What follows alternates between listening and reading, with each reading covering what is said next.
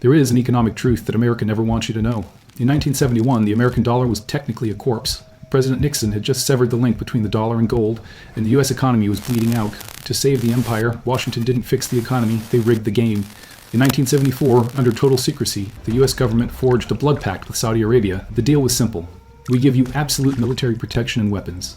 In exchange, you price the world's most critical resource, oil, only in U.S. dollars. They publicly called it the Petrodollar system, but in reality, it was America's unlimited credit card. This mechanism forced every nation on Earth to hoard dollars just to survive. It allowed the United States to print paper while the rest of the world sent us real wealth. It allowed us to run deficits that would have destroyed any other nation. It was the only reason our financial system didn't collapse 40 years ago. But in March 2023, the bill finally came due. Saudi Arabia quietly executed a historic oil trade with China, settled in Yuan. Mainstream media ignored it. Politicians denied it. But what is happening right now is undeniable. The 50-year free ride is over.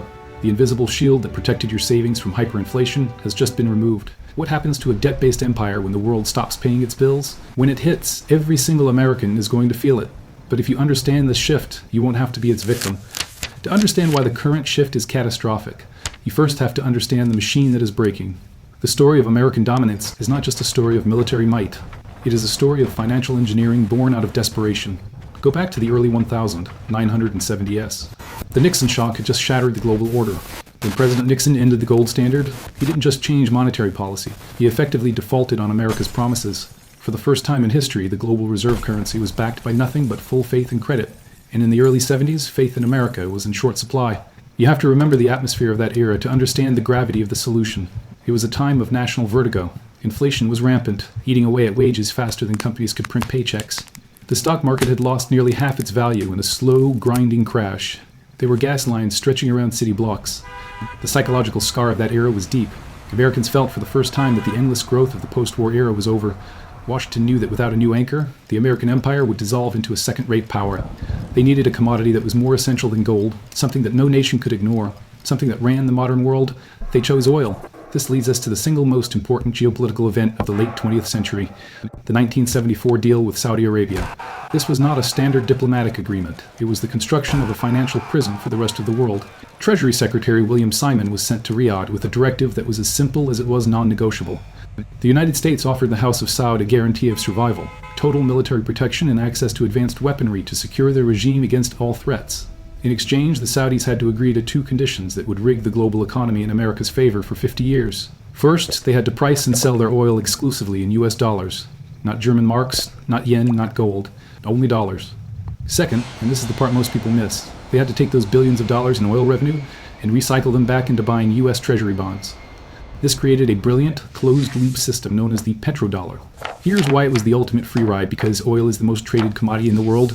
Every country from Japan to Brazil to France was forced to acquire US dollars just to keep their factories running and their cars moving. This created a permanent, artificial, structural demand for the US currency. It meant that no matter how much money the Federal Reserve printed, there was always a buyer. The world had to absorb our inflation because they had to hold our currency. Economists call this the Exorbitant Privilege. In simple terms, it allowed the United States to operate under a different set of laws than any other nation. We could print the paper money, which cost us virtually nothing to produce, and exchange it for real goods like Saudi oil, which transforged for fine oil, Chinese electronics, German cars, and Japanese steel. While other countries had to export goods to earn money, America only had to export dollars. This system allowed the US government to run massive deficits without suffering the immediate consequences that would bankrupt any other nation. We were effectively exporting our inflation to the rest of the world. The prosperity of the American middle class for the last 5 decades wasn't just built on innovation or hard work. It was subsidized by a monetary monopoly that forced the world to finance our lifestyle. For 50 years, this architecture of power was absolute. It was stable. It turned the dollar into a weapon that could not be challenged. If a nation tried to bypass the dollar, their economy could be strangled. It was the perfect trap. But the flaw in any rigged system is that it relies on the cooperation of the victim. And as we entered the 2020s, the victims stopped cooperating. The architecture that held the American empire together didn't fall apart overnight. It started with a quiet decision in Riyadh that signaled the end of the monopoly. For nearly 50 years, the global financial system operated on a single, unwritten rule. You can hate America, you can protest American policy, but if you want to buy energy, you must use American dollars. That rule was the bedrock of the US economy. But in March 2023, that bedrock cracked. The Shanghai Petroleum and Natural Gas Exchange announced a historic transaction that most Western outlets tried to bury in the back pages. Saudi Arabia, the guardian of the petrodollar, completed a major cross-border oil sale to China, settled in yuan, not dollars. Skeptics might argue that the volume was small compared to the global market, but that misses the point entirely. In the world of high-stakes finance, the precedent is more dangerous than the volume. This was a proof of concept. It was the public demonstration that the exclusive marriage between Riyadh and Washington is over. It confirmed that the most important commodity on Earth can now be traded without touching the U.S. banking system. This wasn't a glitch. It was a calculated signal. The Wall Street Journal and Reuters confirmed it, separating fact from rumor. The message was clear: the monopoly is dead. But why would Saudi Arabia betray a 50-year partner?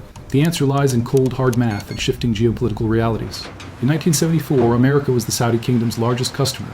Today, thanks to the Yell Revolution, the U.S. is energy independent and effectively a competitor. China is now the world's largest importer of oil, buying millions of barrels per day. In business, the customer is king, and the kingdom's biggest customer now wants to pay in their own currency. Furthermore, the political calculus has shifted. Under Crown Prince Mohammed bin Salman, Saudi Arabia is pursuing a strategy of non-alignment. They watched the chaotic U.S. withdrawal from Afghanistan. They watched Washington's fluctuating stance on Iran. They concluded that American security guarantees are no longer absolute. Therefore, their economic loyalty is no longer absolute. They are diversifying their political portfolio, and that requires diversifying their currency exposure. The breach didn't stop at the Saudi border. It created a contagion effect. Once the fear of breaking the dollar monopoly vanished, other nations rushed to the exit. Russia, cut off by sanctions, is already selling oil to India and China in rubles and yuan. The UAE has executed oil deals denominated in dirhams. Iraq and Iran are exploring similar mechanisms out of necessity. We are witnessing a sovereign rebellion against dollar hegemony. It is crucial to be precise here. This does not mean the dollar will vanish tomorrow. The vast majority of oil is still priced in dollars. But in the world of reserve currencies, you don't need to lose 100% of the market to lose your power. You only need to lose your monopoly. The petrodollar system relied on the fact that nations had no choice. Now, for the first time in half a century, they have optionality. The system has shifted from a monopoly to a competitive marketplace, and for a currency that relies on total dominance to support its issuer's debt, competition is a death sentence. The dam hasn't collapsed yet, but the water is now flowing over the top. In the world of high finance, politicians lie, central bankers hedge, but the data never lies. If you want to know if the American empire is truly fading, ignore the press conferences and look at the ledgers. What you will find is not a sudden explosion, but something far more dangerous: a death by 1,000 cuts. The erosion is measurable, it is accelerating, and it is happening across every major metric of financial power. Let's start with the most critical metric: global foreign exchange reserves. This is the savings account of the world. According to official data from the International Monetary Fund, the dollar's share of global reserves has collapsed from approximately 71% in 1999 to about 58% in 2024. To the untrained eye, a 13% drop over 25 years might seem like a slow decline, but in the conservative world of central banking, this is a crash. These institutions do not move quickly. They move in fractions of a percentage point. A 13% loss of market share is a massive structural vote of no confidence. It means that sovereign nations are actively deciding that holding U.S. debt is a risk they want to reduce, not increase. So, where is that capital going? This brings us to the second cut, and it is the most telling of all: the Great Gold Rush. While Western media mocks gold as a pet rock, the world's central banks are buying it at a panic pace. According to the World Gold Council, central banks purchased over 1,000 tons of gold in 2022 and again in 2023. These are the highest levels of official buying since 1967. Why is 1967 significant? Because that was the exact moment the London gold pool collapsed, just years before the entire Bretton Woods system fell apart. History is rhyming. Why are they buying gold now? Because gold is the only asset that is not someone else's liability. It has no counterparty risk. It cannot be frozen by sanctions. It cannot be devalued by the Federal Reserve. When China, Poland, Singapore, and India load up on gold, they are effectively shorting the dollar. They are building a war chest that is immune to American influence. The psychology here is critical to understand. Central bankers are risk-averse by nature. They do not buy gold because they want to speculate on price. They buy gold because they are afraid. They are afraid that the debt-based system of the West is reaching its mathematical limit. They are looking at the U.S. debt-to-graduate ratio. They are looking at the political dysfunction in Washington. And they are voting with their wallets. They are moving from return on capital to return of capital. They are prioritizing survival over yield. Finally, look at the plumbing of the financial system. For decades, SWIFT was the only game in town. If you wanted to move money, you used SWIFT, and SWIFT meant dollars. But the data shows cracks here too. The dollar's share of global payments has dipped from 42% in 2015 to 38% in 2024. Meanwhile, the yuan's share has more than doubled. But the SWIFT numbers are deceptive because they only show what happens inside the Western system. The real threat is the dark volume. Transactions happening entirely off the books. Cross-border bank lending in Yuan has exploded from zero to over $1 trillion today. This is a shadow financial system growing in the dark, bypassing New York entirely. When you combine the reserve decay, the gold accumulation, and the payment diversion, the picture is undeniable.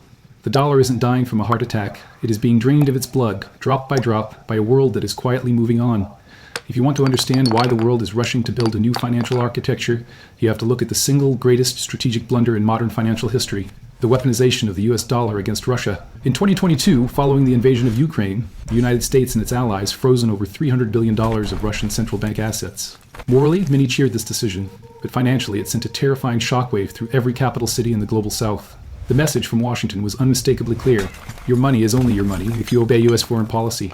If the US could seize the savings of a nuclear superpower like Russia, what chance did Saudi Arabia, Brazil, or India have if they ever disagreed with Washington? That moment changed everything. It forced nations to stop viewing the dollar as a neutral reserve asset and start viewing it as a strategic vulnerability. China, in particular, realized that relying on the dollar system was effectively handing the United States a kill switch for their economy. So they began constructing a fire exit. This isn't about destroying the dollar immediately. It's about building a parallel infrastructure that functions even if Washington turns off the lights. This infrastructure is already live. While the West relies on SWIFT, China has spent years building and refining CIPS, the cross-border interbank payment system. It allows banks to clear transactions directly in Yuan, completely bypassing the US banking system and, crucially, bypassing US sanctions. But they are going even further. Look at Project Menge, a pilot program involving the central banks of China, Thailand, the UAE, and Hong Kong. It uses digital currency technology to allow nations to trade directly with each other, peer-to-peer, without any correspondent banks in New York seeing the data. It is a cloak of invisibility for global trade. The implications of this technology are profound. In the traditional banking system, money moves through a chain of intermediaries, with New York sitting at the center of the web. This centralization gave the US its power to sanction, but Enbridge and similar distributed ledger technologies remove the center. They allow for what is known as atomic swaps, instantaneous exchange of assets without a middleman. It is the financial equivalent of cutting out the toll booth operator. The US cannot sanction what it cannot see, and it cannot block what it does not control. This is the technological dismantling of American leverage. This is the context you need to understand the sudden expansion of BRICS. When Saudi Arabia, the UAE, Iran, and Egypt were invited to join the bloc in 2023, Western analysts dismissed it as a talk shop. They missed the point. BRICS isn't trying to be a new EU or a new NATO. It is a mutual insurance company. It is a collection of nations that control the majority of the world's energy and resources, banding together to create a closed loop where they can trade, lend, and grow without needing permission from the Federal Reserve. There is a common misconception that China is trying to make the yuan the new global reserve currency, to replace the dollar entirely. That is likely false. Beijing knows that being the world's reserve currency requires opening your capital markets and losing control over your economy, something the CC will never do. China's goal is more pragmatic and cunning. They don't want dominance. They want optionality. They want a world where, if the US imposes sanctions, they can simply flip a switch and trade through SIPs, using yuan or digital currencies. They are not trying to win the game by the old rules. They are building a new casino across the street where the house doesn't always win, and for the first time in history, the door to that casino is open. So, what does all of this mean for you? It is easy to look at headlines about Saudi Arabia, China, and the BRICS nations and think this is just a game of geopolitical chess played by elites in distant capitals. That would be a fatal mistake. The death of the petrodollar is not just a foreign policy failure. It is a direct attack on the American standard of living. For 50 years, the United States has enjoyed a unique economic superpower, the ability to export our inflation to the rest of the world. But now, that inflation is coming home. Think of the petrodollar system as a massive dam. For decades, it held back a flood of trillions of printed dollars, keeping them locked away in foreign central banks and oil sovereign wealth funds. As long as those dollars stayed overseas, they didn't chase goods in America, which kept prices here artificially low. But as the world moves away from the dollar, that dam is cracking. When foreign nations stop hoarding dollars to buy oil, they don't just burn them. They spend them. Those dollars are being repatriated. They are flowing back into the global economy to chase real assets. Basic economics tells us what happens when a flood of currency chases a finite supply of goods. Prices rise. We are entering a new era of structural inflation. Forget the Fed's target of 2%. That belongs to a bygone era of cheap energy and dollar dominance. In a multipolar currency world, import costs rise. The cheap electronics, cheap clothes, and cheap energy that Americans have taken for granted will become significantly more expensive. We are looking at a future where a baseline inflation of 3% to 4% is the new normal. This sounds small, but over a decade it destroys the purchasing power of your savings and your wage growth. It is an invisible tax that you never voted for, But you will pay every single day at the grocery store and the gas pump. But the pain doesn't stop at the checkout counter. It hits your debts. The American economy is addicted to cheap debt. For years, we could keep mortgage rates and government borrowing costs low because there was always a voracious appetite from foreign buyers for U.S. Treasury bonds. Arabia bought them. China bought them. Japan bought them. They bought our debt not because it was a great investment, but because the petrodollar system forced them to. Now, that forced buying is drying up. Foreign ownership of U.S. debt has already dropped significantly. When the natural buyers leave the market, the U.S. government has to bribe new investors with higher returns. That means yields on U.S. treasuries must rise. And because U.S. Treasury yields are the gravity of the financial universe, when they go up, everything goes up. Mortgage rates, auto loans, credit card APRs, and business loans, they all climb. The era of the 3% mortgage is likely gone forever. The zero interest rate policy that fueled the stock market boom and allowed the government to borrow trillions for free is dead. We are facing a future of structurally higher interest rates. This means housing becomes less affordable, businesses find it harder to expand, and the government spends more tax revenue just paying interest on the national debt rather than on services. This brings us to the terrifying mathematics of the debt spiral. The United States is currently trapped in the dynamic known as fiscal dominance. The interest payments on the national debt have now surpassed the entire defense budget. When interest rates rise, the cost of servicing that debt rises, which forces the government to print more money to pay the interest, which in turn causes more inflation, which forces rates even higher. It is a doom loop. In the past, we could rely on the petrodollar to absorb that excess issuance, but without that external buyer, the Federal Reserve becomes the buyer of last resort. This is the end game of fiat currencies. The government will eventually be forced to choose between default and hyperinflation. History suggests they will choose inflation because it is the path of least resistance. It is easier to destroy the currency than to cut spending. This is the American hangover. For 50 years, we partied on cheap credit and cheap goods provided by a rigged monetary system. We consumed more than we produced, because the world let us. Now, the lights are turning on, the music is stopping, and the bill is on the table. The result will be a tangible decline in the standard of living for the average American. You will likely have to work harder and longer just to maintain the same quality of life your parents had. This isn't a temporary recession. It is a permanent repricing of the American lifestyle to match reality. The free ride is officially over. This transition will not be smooth. We are witnessing the great bifurcation of the global economy. For 30 years, we lived in a world of integrated supply chain and just-in-time delivery, all greased by the dollar. That world is dead. It is being replaced by two distinct trading blocks. On one side, you have the financialized West, rich in debt and derivatives, but poor in natural resources. On the other side, you have the Eurasia bloc, rich in energy, gold, and manufacturing capacity, but eager to break free from Western financial control. As these two tectonic plates drift apart, the friction will generate massive volatility. We are already seeing this with the reshoring of industry. Politicians call it bringing jobs home, but in economic terms, it is the dismantling of efficiency. Producing things in America is expensive. Producing things without cheap Russian energy or cheap Chinese labor is inflationary. This means the price skips of the last few years were not anomalies. They were the tremors before the earthquake. The days of low volatility and predictable growth are behind us. We are entering a decade of resource nationalism, where nations hoard what they have and weaponize what they sell. In this environment, the dollar does not need to go to zero to lose its utility. It just needs to lose its purchasing power against the things that actually matter: food, energy, and raw materials. If history teaches us one lesson, it is that no currency reigns forever. The pattern is undeniable to those who study the archives. The Roman Empire diluted the silver content of the denarius to pay its legions, leading to collapse. The Dutch guilder lost its crown when their naval supremacy faded. The British pound lost the world when debt from 2 world wars broke the Bank of England. And now the American dollar is facing its twilight. We are not witnessing the apocalypse. We are witnessing the return of historical gravity, the anomaly of the last 50 years, where one nation could print prosperity while the rest of the world worked for it, is correcting itself. Do not wait for the government to save you. When forced to choose between saving the value of your savings or saving the banking system, they will always choose the system. They will print, they will devalue, and inflation will be the tax you pay for their survival. In a shifting world, the only safety is optionality. Do not keep all your life's work stored in a fiat basket that is leaking. Real assets, hard value, and a deep understanding of these new rules are the only shield you have left. The global financial system is changing. The free ride is officially over. The only question left is, will you adapt, or will you be left holding the bag?